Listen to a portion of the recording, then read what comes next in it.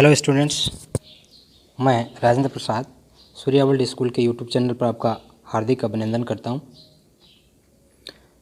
आज मैं आपके लिए लेके आया हूं कक्षा 11 के गणित का चैप्टर है 1.3। ठीक है, कल हमने 1.2 पढ़ा था, तो आज हम पढ़ रहे हैं 1.3। क्लास है 11th। ओके, साइंस और सब्जेक्ट हुआ मैथ्स।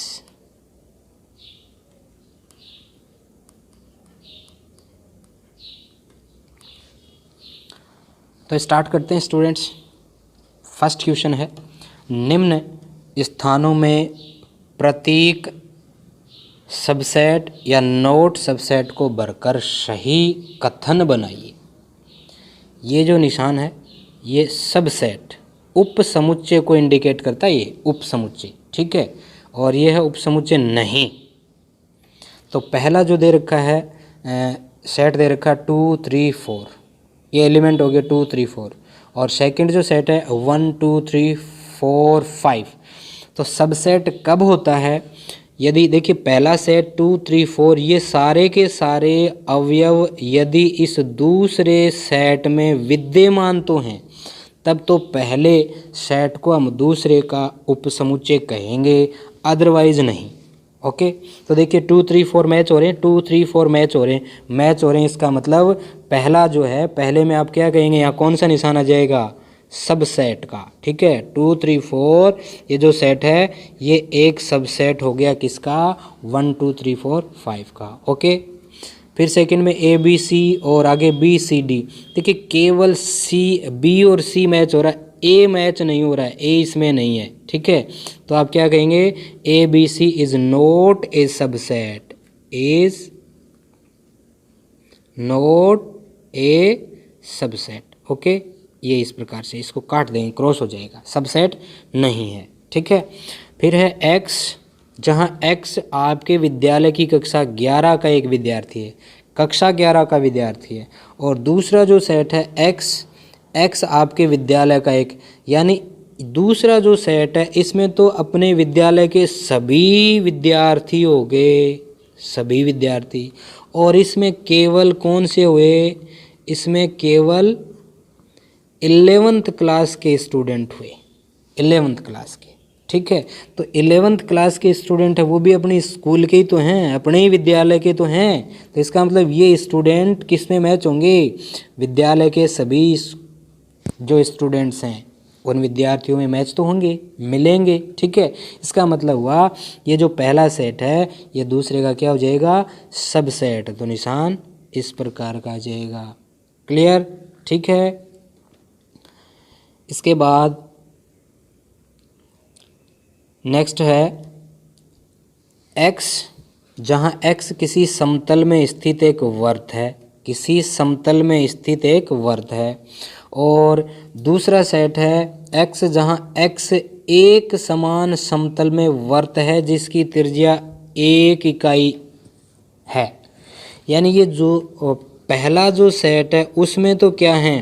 वृत्त जिनकी त्रिज्याएं अलग अलग हो सकती हैं, समझिए, जिनकी त्रिज्याएं अलग अलग हो सकती हैं। लेकिन यहाँ जो दूसरा सेट दे रखा है उसमें कह रहा है एक समान समतल में वृत्त है जिसकी त्रिज्या 1 इकाई है, यानी 1 इकाई त्रिज्या के ही वृत्त हैं। दूसरे में जो बी सेट हुआ उसमें 1 इकाई त्रिज्या के ही वृत्त हैं। और पहला जो ए सेट है उसमें अलग अलग त्रिज्याओं के सर्किल हैं, वर्त हैं। तो सेट सबसेट ये कब होगा? ए बी का सबसेट होगा यदि ये ए वाले सभी अवयव बी में मैच हो जाएं। क्या ऐसा संभव है? नहीं। इसका मतलब यहाँ आएगा not a subset. Clear? X, जहाँ एक्स किसी समतल में स्थित एक त्रिभुज है, त्रिभुज, और किसी समतल में स्थित एक आयत, बी में तो क्या है? आयत, और ए में क्या है? त्रिभुज। तो ये त्रिभुज बी में मैच होंगे क्या? नहीं होंगे, नॉट ए सबसेट। ठीक है, फिर 6th में किसी समतल में स्थित एक समबाहु त्रिभुज है, यानी ए जो सेट है उसमें समबाहु त्रिभुज है, और दूसरा बी जो है किसी समतल में स्थित एक त्रिभुज है। तो ये इसमें तो कह रहा त्रिभुज, यानी त्रिभुजों के वर्गीकरण की यदि हम बात करें तो कोणों के आधार पर भी 3 प्रकार होते हैं, न्यून कोण, अधिक कोण, समकोण त्रिभुज। और भुजाओं के आधार पर भी 3 प्रकार होते हैं, विषमबाहु त्रिभुज, समद्विबाहु त्रिभुज और समबाहु त्रिभुज। ठीक है, तो इसमें ये यूँ मानिए इसमें टोटल 6 प्रकार के त्रिभुज हैं इस सेट में। बी में 6 प्रकार के त्रिभुज हो गए और ए में केवल एक ही प्रकार के त्रिभुज हैं, और वो भी कैसे, समबाहु त्रिभुज। तो ये समबाहु त्रिभुज सारे के सारे इसमें मिलेंगे कि नहीं, मैच हो जाएंगे। मैच होने का मतलब ये सबसेट हो जाएगा। ठीक है, नेक्स्ट है x, जहाँ x एक समप्राकृत संख्या है, केवल समप्राकृत संख्या है 2 4 6 8 10 ये वाली।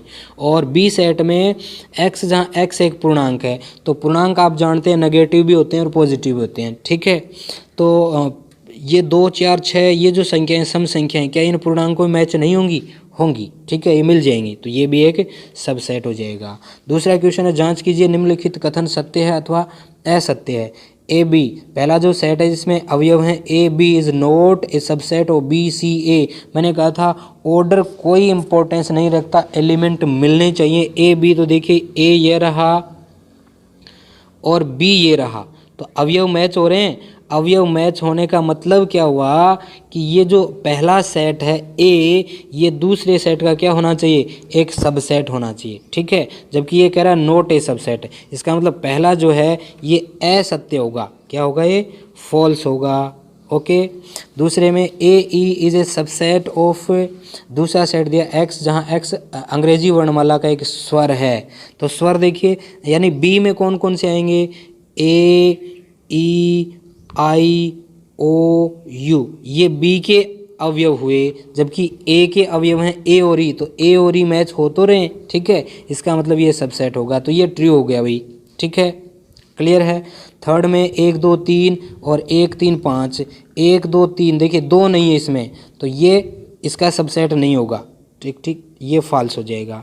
चौथे में ए सबसेट ए बी सी, बिल्कुल ट्रू होगा। फिफ्थ में ए और ए यहाँ मैच हो रहा है, मैच इम्प्लाइज टू, ध्यान देंगे। ए ये सेट हुआ, ये सेट, ये सेट है, और ये ए क्या है, केवल अवयव है। ध्यान देंगे, ये तो सेट है और ये क्या है, एक ए यहाँ केवल अवयव है, ये सेट इसमें नहीं है। इम्प्लाइज का मतलब ये सेट इसमें होना चाहिए, केवल अवयव होता तो ट्रू होता ये। ठीक है, यदि ये ब्रैकेट नहीं होता यहाँ तो होता ये ट्रू, लेकिन अब ये फॉल्स है। ओके, एक्स, जहाँ एक्स संख्या 6 से कम एक समप्राकृत संख्या है। छठा क्या है कि एक्स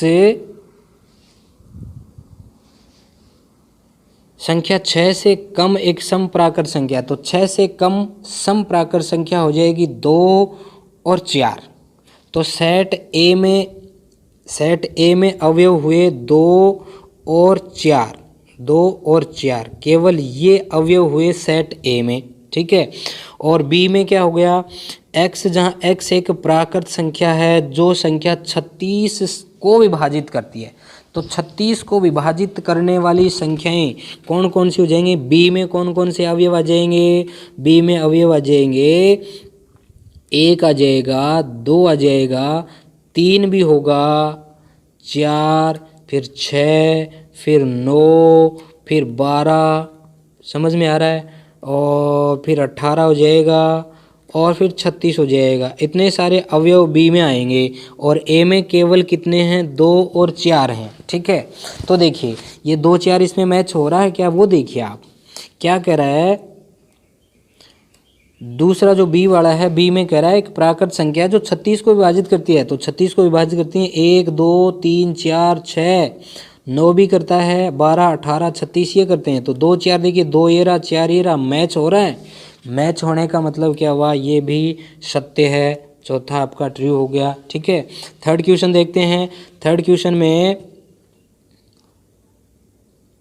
मान लीजिए ए बराबर 1 2 3 4 5, निम्नलिखित में से कौन सा कथन सही नहीं है। ध्यान देंगे भाई, 3 4 सबसेट ए ये एक समुच्चय हुआ और ये समुच्चय इसमें क्या है, ये इसका एक एलिमेंट है, एक अवयव है, तो ये सेट इसमें है कि नहीं, देखिए यूं का यूं मैच हो रहा है ना, तो ये ट्रू हो जाएगा भाई, ठीक है, ट्रू होगा। 3 4 इम्प्लाइज टू 4, ये पूरा पूरा सेट इसमें मैच हो रहा है, ये भी मैच हो रहा है, ये अवयव था यहाँ, ये भी सही है, ये भी सही है, okay.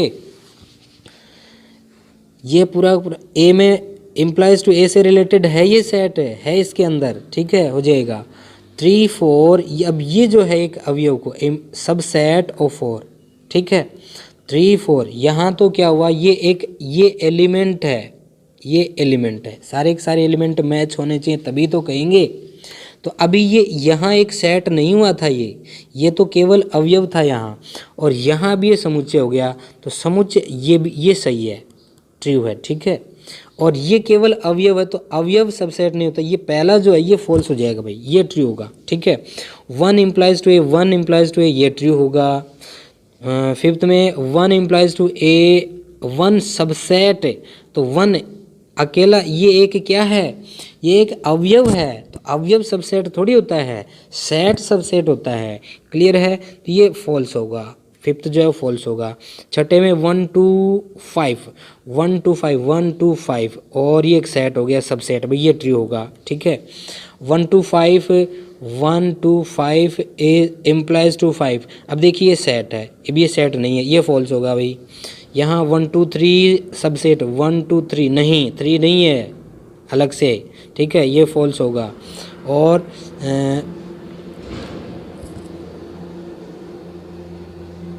5 implies to A, 5 implies to A, तो देखिए ये तो सभी में होता है, 5 तो सभी में होता है, ठीक है, ट्रू होगा। और ये भी ट्रू होगा, 10th भी ट्रू होगा, सबसेट हो जाएगा भाई, ठीक है भाई। रिक्त समुच्चय उसको केवल हम ऐसे भी इंडिकेट करते हैं, ऐसे भी इंडिकेट करते हैं, समझिए, इसमें कोई भी एलिमेंट नहीं रखते। अब इसमें ये रखा हुआ है 5, इसका मतलब 5 एक एलिमेंट है, 5 एक एलिमेंट है, ये कहना चाह रहा है, ठीक है। तो 5 इसमें एलिमेंट थोड़े है, समझिए, ये एक सेट हुआ, ये सेट हो गया, तो ये इसमें थोड़े है, ये फॉल्स होगा, ओके, ये फॉल्स हो जाएगा, ठीक है। निम्नलिखित समुच्चयों के सभी उप समुच्चय लिखिए। निम्नलिखित समुच्चयों के सभी उप समुच्चय ए, तो ए का पहले का हो जाएगा, एक तो 5 हो जाएगा, समझिए, और एक ए हो जाएगा, ए है तो एक ए हो जाएगा, ठीक है, एक ए हो जाएगा खुद, ये 2 होंगे इसमें, ओके, इसके केवल ये 2 होंगे। ए बी 2 एलिमेंट हैं, तो एक तो 5 हो जाएगा, एक ए होगा, एक बी होगा, और एक ए बी हो जाएगा, तो इसके 4 हो जाएंगे, ठीक है। ये 1 2 3, इसमें एक तो 5 हो जाएगा, एक 1 2 एक 3, एक 1 2 एक 2 3, एक 3 और 1 2 3, क्लियर है, यानी 2 की पावर 3, 2 की पावर 3 का मतलब 8 एलिमेंट हो जाएंगे इसमें तीसरे में, ठीक है। और ये 5 है, 5 है तो इसका क्या होगा, 5 का मतलब इसमें कोई एलिमेंट नहीं है, समझ में आ रहा है, तो इसका 5 होगा भाई उप समुच्चय, ठीक है। पी ए के कितने अवयव, 5वें क्वेश्चन में पी ए के कितने अवयव हैं यदि ए बराबर 5, ध्यान दीजिए, पी ए में जो अवयवों की संख्या है उसके लिए आपको बताया गया था 2 की पावर कितना, 2 की power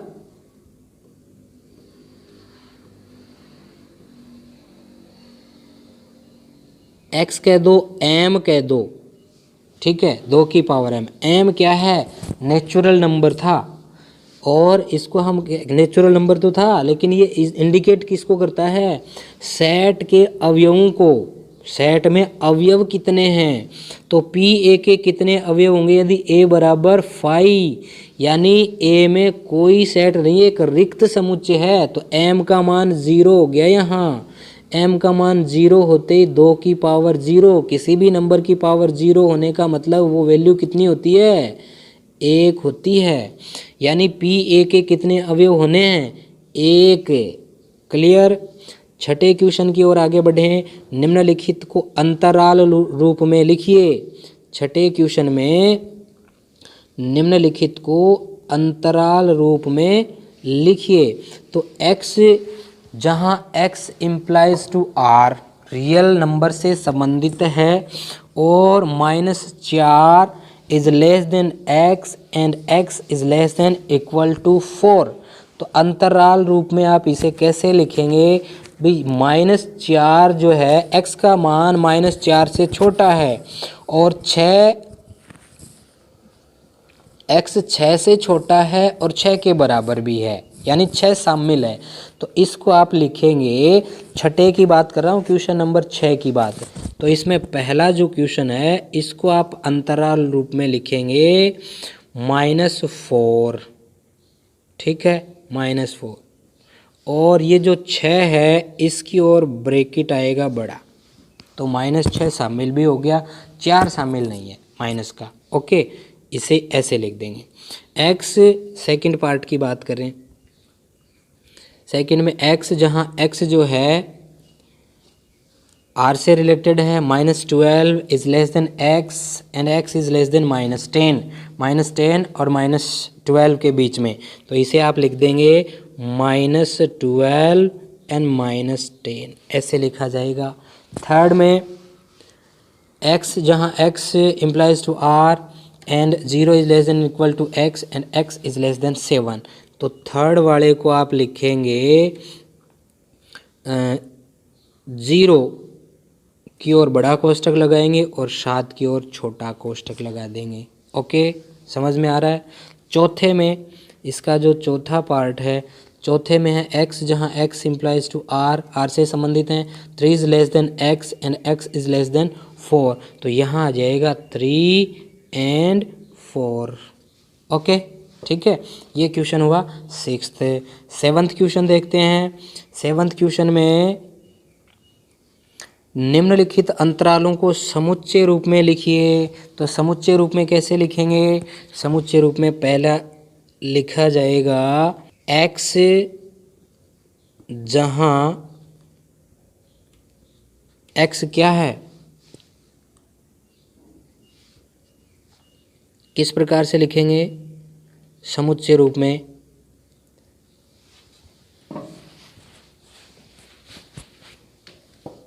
-3 is less than x and x is less then 0, ऐसे लिखेंगे भाई। क्लियर हो रहा है? ऐसे इसे हम लिख देंगे। ओके, ऐसे ही 6 12, तो इसमें क्या आ जाएगा? इसमें आप लिखेंगे 6 12 क्या है, x की जो वैल्यू है वो बराबर है, यानी 6 is less than and equal to x and x is less than equal to 12, ये आ जाएगा। जबकि ये क्या हैं, प्राकृत संख्याएं तो हैं, या हाँ प्राकृत संख्याएं ले सकते हैं, ठीक है, समझ में आ रहा है। और इनको क्या कहेंगे, यहाँ यदि आप थोड़ा सा विचार करना चाहें तो यहाँ क्या लिख देंगे, x एक पूर्णांक है, यहाँ लिख देंगे x एक पूर्णांक है, x एक पूर्णांक है, पूर्णांक। और यहाँ क्या कर देंगे, x एक प्राकृत संख्या है, x जहाँ x एक प्राकृत संख्या है, प्राकृत संख्या है, किस प्रकार की है, ये विवरण हो गया, ठीक है। यहाँ पर भी क्या लिखेंगे, यहाँ पर तीसरे में 7वें में जो तीसरा क्वेश्चन है आपका वो दे रखा है इस प्रकार से, ये दिया है, ठीक है। तो ये भी क्या है, प्राकृत संख्याएं, तो इसे आप क्या लिखेंगे, यूं लिख देंगे x, ठीक है, जहाँ x क्या है, प्राकृत संख्या, प्राकृत संख्या है। बाउंडेशन क्या हो गया, 6 is less than x and x is less than equal to 12, ये आ जाएगा। ओके, थर्ड में। फोर्थ में क्या करोगे, फोर्थ में करेंगे, फोर्थ आपको दे रखा है -23 एंड 5, तो ये नेगेटिव नंबर आ गए, तो ये पूर्णांक ले लेंगे भाई। तो यहाँ क्या लिख देंगे, यहाँ आप लिखेंगे x जहाँ x क्या हुआ, एक पूर्णांक है, एक पूर्णांक है। अब किस टाइप का पूर्णांक है कि -23 is less than and equal to x and x is less than 5 ये लिखेंगे। ठीक है, तो -23 तो शामिल हो जाएगा लेकिन 5 शामिल नहीं होगा। क्लियर हुआ। 8th क्वेश्चन की ओर बढ़ते हैं। 8th क्वेश्चन है, निम्नलिखित में से प्रत्येक के लिए आप कौन सा सार्वत्रिक समुच्चय प्रस्तावित करेंगे। समकोण त्रिभुजों का समुच्चय, तो इसमें सभी प्रकार के समकोण त्रिभुज आ जाएंगे, सभी प्रकार के समकोण त्रिभुज आ जाएंगे। और समद्विबाहु त्रिभुजों का समुच्चय, इसमें केवल 2 चीज़ें दे रखी है, इन दोनों के लिए ही आपको एक सार्वत्रिक समुच्चय बताना है। ठीक है, तो क्या बताओगे, किसी समतल में त्रिभुजों का संग्रह। तो त्रिभुजों का संग्रह यदि आप कह देते हो तो उसमें सभी प्रकार की त्रिभुज आ जाती हैं, यानी कोणों के आधार पर हम त्रिभुजों का वर्गीकरण करते हैं, न्यून कोण त्रिभुज, अधिक कोण त्रिभुज, समकोण त्रिभुज। और भुजाओं के आधार पर हम वर्गीकरण करते हैं विषम बाहु त्रिभुज, समद्विबाहु त्रिभुज और समबाहु त्रिभुज। ठीक है, तो दोनों ही यदि आप यूं लिखते हैं u इज इक्वल टू और u में क्या आएगा, एलिमेंट u के कौन से हो जाएंगे, कौन से आ जाएंगे, सभी प्रकार के त्रिभुजों का समूह, एक समतल में स्थित सभी प्रकार के त्रिभुजों का समूह। तो इसमें सभी प्रकार के त्रिभुज हम कह देते हैं। ठीक है, तो सभी प्रकार के त्रिभुजों में क्या आ गए, ये भी शामिल हो गए और ये भी शामिल हो गए। तो सार्वत्रिक समुच्चय का मतलब क्या हुआ, एक सेट ये है, यूं मानिए इसमें केवल समकोण त्रिभुज है, दूसरा सेट केवल ये है, इसमें केवल समद्विबाहु त्रिभुज हैं। और सार्वत्रिक समुच्चय का मतलब हुआ जितने सेट आपको दे रखे हैं उन सब के एलिमेंट उस एक समुच्चय में होने चाहिए। तो वो जो एक समुच्चय हमने माना है वो ये माना है, इसमें सभी प्रकार के त्रिभुज हो गए, 3 प्रकार के तो हो गए कोणों के आधार पर, न्यून कोण त्रिभुज, अधिक कोण त्रिभुज और समकोण त्रिभुज, ये इसमें आ गए। और भुजाओं के आधार पर भी 3 प्रकार के हो गए, कौन कौन से, विषम बाहु त्रिभुज, समद्विबाहु त्रिभुज और समबाहु त्रिभुज। तो कुल मिलाकर इसमें 6 प्रकार के त्रिभुज हैं। तो ये भी इसमें मैच हो गए, मिलेंगे, और ये भी इसमें मैच हो गए, मिलेंगे। इसका मतलब ये दोनों जो सेट दे रखे हैं इनके लिए यदि हम एक सार्वत्रिक समुच्चय बताना चाहें तो हम उसको इस प्रकार से बता सकते हैं। ओके, क्लियर है, समझ में आ गया होगा। चलो आगे बढ़ते हैं। लास्ट क्वेश्चन है, एक समुच्चय दे रखा है a बराबर 1 3 5, b बराबर 2 4 6 और c बराबर 0 2 4 6 8 प्रदत्त, ये समुच्चय दे रखा है। तीनों समुच्चयों a b और c के लिए निम्नलिखित में से कौन सा या से सार्वत्रिक समुच्चय लिए जा सकते हैं। a b C D 4 option हमें दे रखे हैं। तो अभी इससे पहले वाला जो क्वेश्चन था उसमें भी मैंने क्या बताया, सार्वत्रिक समुच्चय का मतलब है ये जो आपको 3 समुच्चय ए बी और सी आपको दिए गए हैं, इन सभी तीनों समुच्चयों के अवयव आपको दिए गए जो 4 ऑप्शन वाले जो ये सेट दे रखे हैं इनमें होने चाहिए अवयव। अब देखो पहला ऑप्शन चूज करते हैं अपन, 0 1 2 3 4 5 6 तक हैं। तो ए जो सेट है 1 3 5 1 3 5 मिल रहे हैं भैया अवयव। ठीक है, दूसरा देखिए 2 4 6 2 4 6 ये भी मिल रहे हैं। सी 0 2 4 6 8 0 2 4 6 8 नहीं मिल रहा है। ठीक है, सी जो समुच्चय है उसका अवयव 8 इस पहले में नहीं है, इसका मतलब पहला जो है एक सार्वत्रिक समुच्चय नहीं हो सकता। क्लियर। दूसरा फाई है, तो ये तो पहले से ही फाई का मतलब रिक्त समुच्चय, इसमें कोई अवयव है ही नहीं। जबकि सार्वत्रिक समुच्चय का मतलब हुआ जितने समुच्चय आपको दिए जाते हैं उन सभी के अवयव उसमें होने चाहिए। तो बी वाला दूसरा जो वैसे कट गया। तीसरे की बात करते हैं, 0 1 2 3 4 5 6 7 8 9 10 तक अवयव हैं। तो देखिए पहले में 1 3 5 1 3 5 मैच हो रहा है, दूसरे 2 4 6 तो 2 4 6 ये भी मैच हो रहा है, 0 2 4 6 8 0 2 4 6 8 ये भी मैच हो रहा है। ठीक है, तो ए बी सी जो 3 सेट दे रखे थे, इन तीनों सेट्स के अवयव तीसरा जो सेट दे रखा है इसमें मैच हो रहे हैं। इसका मतलब तीसरा जो है इन तीनों के लिए एक सबसेट, एक सार्वत्रिक समुच्चय, एक यूनिवर्सल सेट हो सकता है।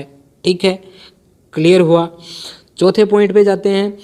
तो देखिए सी वाला जो है उसमें 0 एलिमेंट है और इसमें 0 एलिमेंट नहीं है, 0 एलिमेंट नहीं है।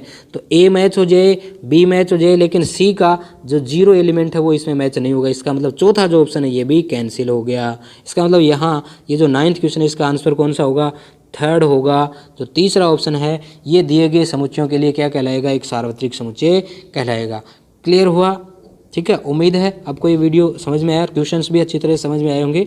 तो अपने वीडियो को लाइक और शेयर कर देंगे तथा अपने चैनल को ज़रूर सब्सक्राइब कर लेंगे ताकि आगे आने वाले वीडियोस के नोटिफिकेशन आपको टाइम टू टाइम मिलते रहें। धन्यवाद।